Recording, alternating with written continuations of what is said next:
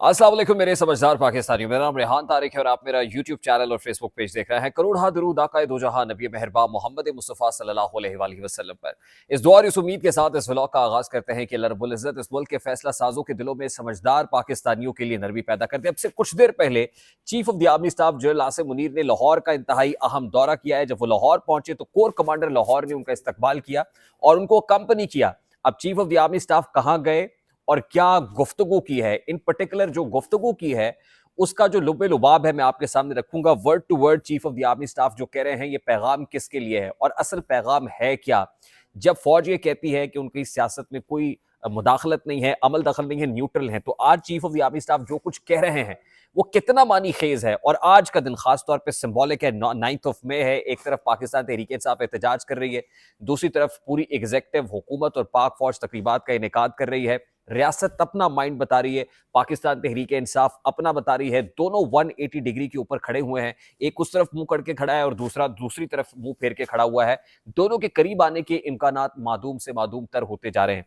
अब chief of the army staff ने क्या कहा है, तमाम तर डिटेल्स मैं आपके सामने रखूंगा। लेकिन उससे पहले मैं आपको ये बता दूं कि अब से कुछ ही देर पहले मैंने गुज़श्ता व्लॉग में बताया था कि सियालकोट में एक क्रैकडाउन हुआ जहां रेहाना डार साहिबा को गिरफ्तार किया गया। उनके साथ पाकिस्तान तहरीक इंसाफ की दीगर जो खवातीन कारकुनान और रहनुमा है उनको गिरफ्तार किया गया। और अब जो है वो सिमाबिया ताहिर जिनका ताल्लुक रावलपिंडी से है, पाकिस्तान तहरीक इंसाफ की फ्रंट लाइनर है, उनको भी गिरफ्तार कर लिया गया और दीगर जो खवातीन हैं वो भी पुलिस कस्टडी में हैं। यानी एक तरफ जबरो इस्तबदाद भी है, रोका भी जा रहा है पाकिस्तान तहरीक इंसाफ के लोगों को, और दूसरी तरफ, और आज ही मैं आपको बताऊं, मौलाना फजलुर रहमान साहब भी एक जलसा करने जा रहे हैं, और दूसरी तरफ रियासत अपना माइंड बड़ा क्लियरली और कैटेगोरिकली बता रही है। अब chief of the army staff general Asim Munir के इस विजिट से मुतालिक जो तमाम तर डिटेल्स हैं मैं आपके सामने रखने जा रहा हूं। Army chief general Asim Munir निशान इम्तियाज मिलिट्री लाहौर गैरिजन पहुंचते हैं। जब गैरिजन पहुंचे तो उन्होंने शहदा को खराज अकीदत पेश किया, यादगार शहदा पर फूल चढ़ाए। जो कोर कमांडर लाहौर हैं वो उनके हमरा थे, उनको अकम्पनी कर रहे थे।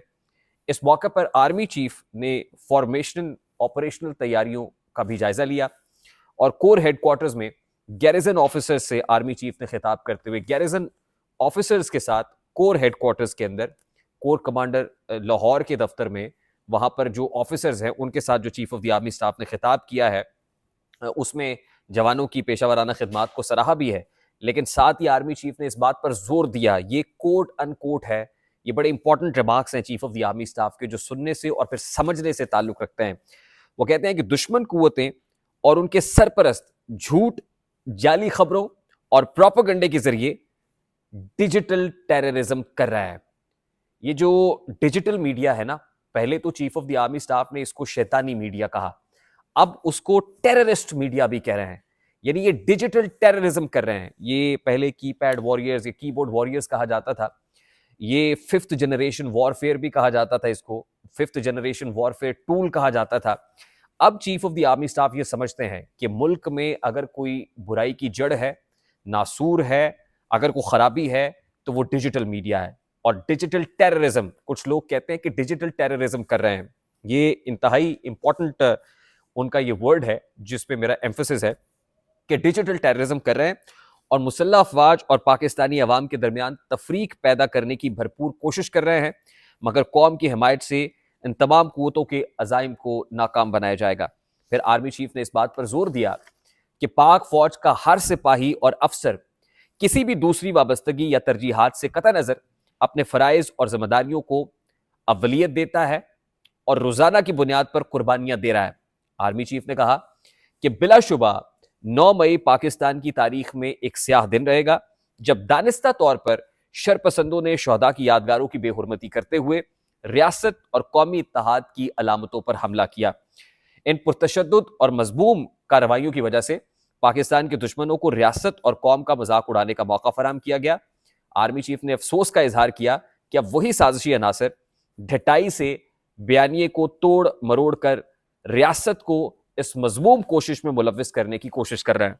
फिर वो कहते हैं कि जिन्होंने तारीख का ये स्याहबाब रकम किया, ऐसी जहनीत के मंसूबा साजों और किरदारों के साथ ना कोई समझौता हो सकता है। अब ये डील की बात हो रही है, 9 मई वालों के साथ ना कोई समझौता हो सकता है और ना डील हो सकती है। ये आर्मी चीफ कह रहे हैं और कोड एंड कोड कह रहे हैं। मैं इसीलिए इसमें कोई मिलावट नहीं कर रहा कि एज इट इज जो वो कह रहे हैं मैं आपके सामने रख रहा हूं।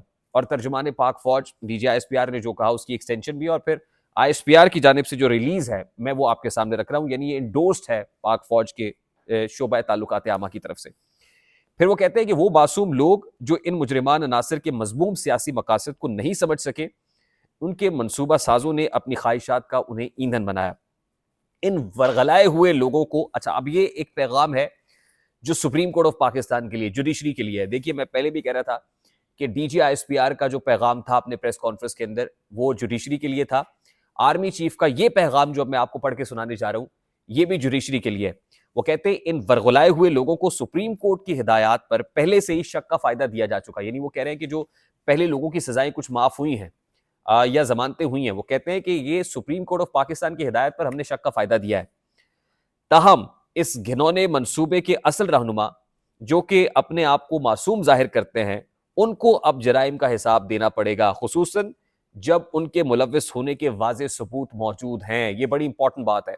यानी कारकुनान को रिलीफ मिल सकता है, तहरीक इंसाफ के वर्कर को रिलीफ मिल सकता है, लेकिन अब कहते हैं शिकंजा सख्त होगा मास्टरमाइंड के ऊपर। यानी इशारा इमरान खान की तरफ कर रहे हैं, क़यादत की तरफ कर रहे हैं।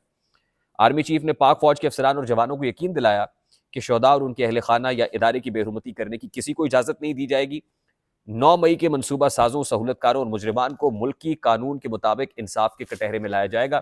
फिर वो कहते हैं इस हवाले से आए रोज की जाने वाली इश्तियाल अंगेजियों का जवाब ना देने को हमारी कमजोरी और हमारे सब्र को लामहदूद ना समझा जाए। यानी फौज का या इस्टेब्लिशमेंट का या चीफ का के सब्र का पैमाना लबरेज हो रहा है। वो कह रहे हैं कि इसको हमारी कमजोरी ना समझा जाए और हमारे सब्र को लामहदूद ना समझा जाए। यानी ऐसा नहीं है कि आप कुछ भी कहते रहेंगे और हम सब्र किए बैठे रहेंगे, अब हमारे सब्र का पैमाना लबरेज हो रहा है।